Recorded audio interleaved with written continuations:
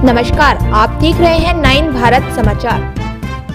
नमस्कार, आप देख रहे हैं नव भारत समाचार। मैं हूं नेहा राठी। आइए देखते हैं आज की बड़ी खबर।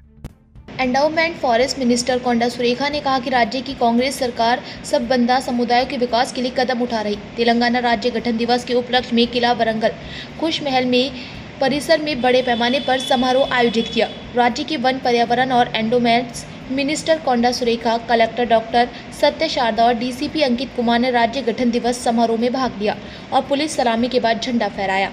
बाद में सांस्कृतिक प्रदर्शन देखे गए और विभिन्न विभागों की संपत्ति वितरित की। बाद में मंत्रियों, जिला कलेक्टर, डीएफओ और अतिरिक्त कलेक्टरों ने विभिन्न विभागों के तहत लगाए गए स्टॉल का निरीक्षण किया। इस अवसर पर बोलते हुए मंत्री कोंडा सुरेखा ने कहा कि राज्य की कांग्रेस सरकार अपने गठन के बाद से ही गरीब लोगों की भलाई के लिए कई कार्यक्रमों को आगे बढ़ा रही और राज्य के विकास के साथ साथ किसानों की भलाई के लिए भी कदम उठा रही।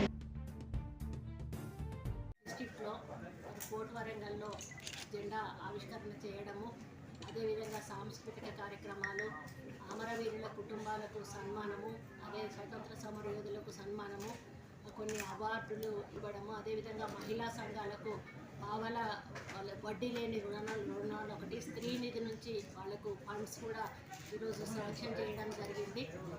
ఈవెన్ ట్రాన్స్జెండర్స్ను కూడా ఈసారి మేము పరిగణలోకి తీసుకొని వాళ్ళకు కూడా మరి స్త్రీ నిధి కానీ వడ్డీ లేని రుణాలు కానీ వాళ్ళకు కూడా ఇవ్వడం జరిగింది.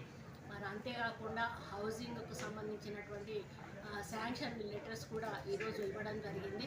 మరి ముఖ్యమంత్రి గారు పెద్ద ఎత్తున హౌసింగ్ మీద కాన్సన్ట్రేట్ చేయడమే కాకుండా మరి హౌసింగ్ని తొందరగా కంప్లీట్ చేయాలి, ఎందుకంటే ఎండాకాలం పూర్తయ్యే లోపల మనకు శాంక్షన్ అయిన హౌసెస్ అన్నీ కూడా పూర్తి చేయాలనేటువంటి ఒక కండిషన్ పెట్టడం వలన మన అధికారులు కూడా మరి వాళ్ళు శ్రమానుకోకుండా ప్రతి వీధిలో కూడా తిరిగి ఎవరైతే శాంక్షన్ అయి ఉన్నారో వాళ్ళందరి ఇల్లు కూడా పూర్తి చేయించే కార్యక్రమం చేస్తూ ఉన్నాము. అర్హుల విషయంలో ఎక్కడ కూడా మేము కాంప్రమైజ్ అవ్వలేదు. పేదలలో నిరుపేదలు అర్హులైన వాళ్ళకు మాత్రమే ఈ ఇల్లు ఇవ్వడం జరిగింది.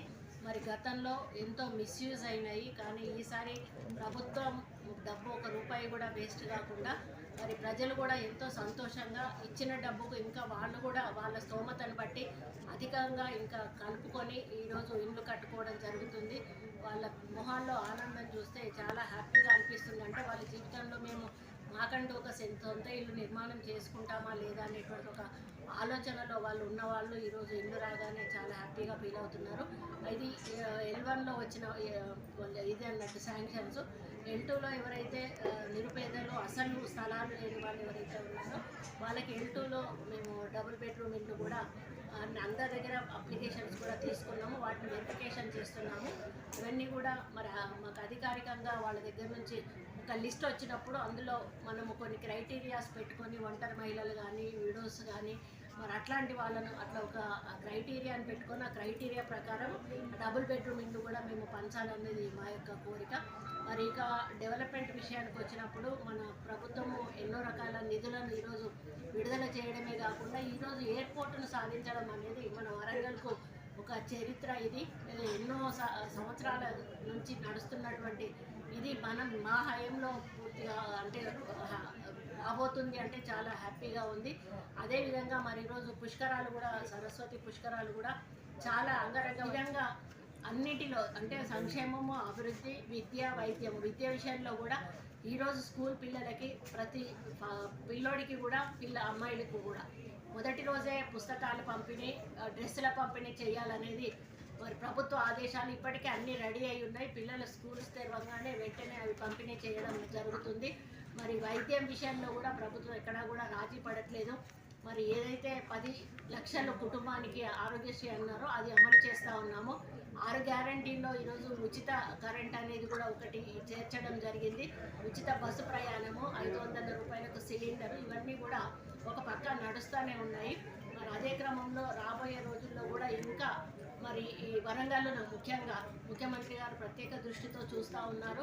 ఇప్పటికే అండర్ గ్రౌండ్ డ్రైనేజీకి దాదాపు 1400 కోట్ల రూపాయలకి మరి వారు అప్రూవల్ ఇవ్వడం జరిగింది. అది కూడా మరి మాస్టర్ ప్లాన్ అయిపోయింది, సర్వే నడుస్తూ ఉంది. ఆ పనులు కూడా తొందరలోనే పూర్తిగా పోతాయని కూడా చెప్పడానికి గర్వపడతా ఉన్నాను. అదేవిధంగా ఇప్పుడు రైతుల విషయంలో కూడా ప్రభుత్వం చాలా మరి కఠినంగా వ్యవహరిస్తూ ఉంది.